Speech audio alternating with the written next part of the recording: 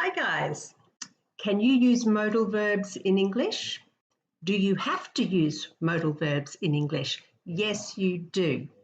So in this video, I'm going to show you some modal verbs for ability, obligation, necessity, which is need, and strong and weak rules. And here they are quickly. Do you recognize them? Okay, let's go. Let's read this paragraph together. Now remember, the way I teach is you must read with me so your brain can start to think in English faster. Ready? Go. Several factors can affect our health. We can change some of them, like lifestyle and where we live, but others, such as genetic factors, cannot be changed. We are simply not able to change our genes. In the past, even fewer factors could be changed. So all of these modal expressions mean ability. Can, cannot, be able to, and could. Which one can you change the verb tense? The only one you can change the verb tense is be able to. Like this. It is able to. They are able to. It was able to. They were able to. He or she has been able to, or they have been able to. But can and could always stay the same, followed by the base verb. For example, can be, could come, couldn't have, couldn't be, cannot speak, cannot write. But be able to, you can change the verb tense. All right, here is a little conversation.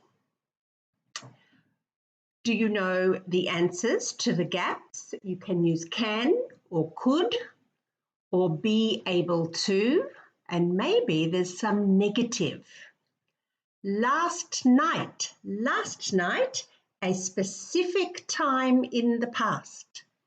Last night I went to a party. Some guy asked me if I could dance. You need past tense. Could is past tense of can for ability. I said, and this is speech marks, in the moment, so use of course I can. Because in the moment, direct speech, you use the tense at the time of speaking. Then he was surprised when I didn't dance with him. I was thinking, he only asked me if I could, not if I would. This means he only asked me if I was able to, if I had the ability to dance. Now she's talking in the present again. I can dance very well, in fact. Now look here, this is very important. You can see since. So this will affect your verb tense. The answer is, I have been able to dance since I was 5 years old when I started dancing lessons with my brother. Could, can, have been able to. So that was ability. Now we're going to read another paragraph, and all of the modal verbs and modal expressions here mean obligation or necessity, or they show a rule. Are you ready to read with me? Go. At a medical office, everyone must follow the rules. Each patient has to sign in at reception to fill out some paperwork. Then you have got to wait for someone to call out your name. You don't have to bring all your medical history because we can request it from any of your previous clinics. But if you have any x-rays or pathology reports, you should bring them. We've got should, must, have to, have got to, and don't have to. Should is a little bit weaker than must. It can be used to give a rule or an opinion. Must and need to is usually for an internal rule that comes from the speaker's personal opinion. It can also be used for strict rules, like signs when the reader has no choice. Then there's have to or have got to. This one is usually used for an external rule, like in a medical clinic. Then finally, we have don't have to. Now, be careful because don't have to means no obligation, and yes, it is your choice.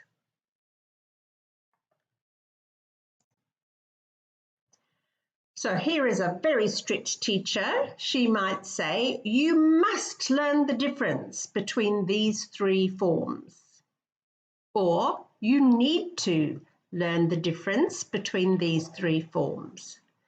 Don't forget, after a pure modal verb, you go to the base verb. But after a modal expression, you need the infinitive verb. So be able to, have to, need to. Another one is be supposed to. But the pure ones go to the base verb. You should pay attention in class. When you're an adult learning, you don't have to do all your homework. So there is some obligation here, but these are weak rules. They are not laws. And notice in the second one, it's your choice to do the homework. Everyone should help clean or keep the community clean. Children need to be taught to keep their community clean. Even children can learn to keep their neighbourhood clean. Now, the third one here does not mean rules. The third one means ability.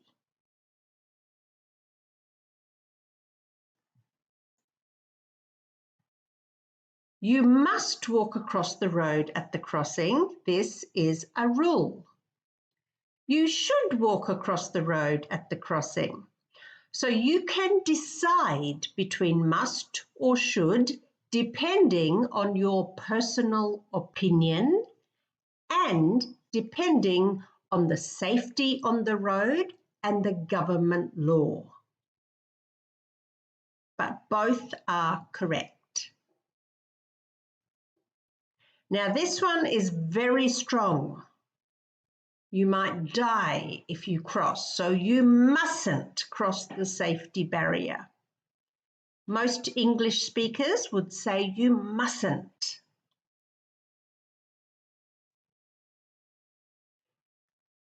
Remember in the medical clinic, the lady said you need to fill in the personal details form. So need to also indicates, let's think about the meaning, it's a requirement.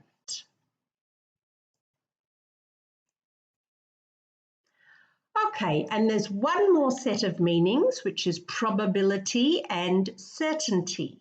Let's read together. Sandy really wants to go to the USA on her next holiday. She could start on the West Coast and do the Big Sur and all the theme parks in California.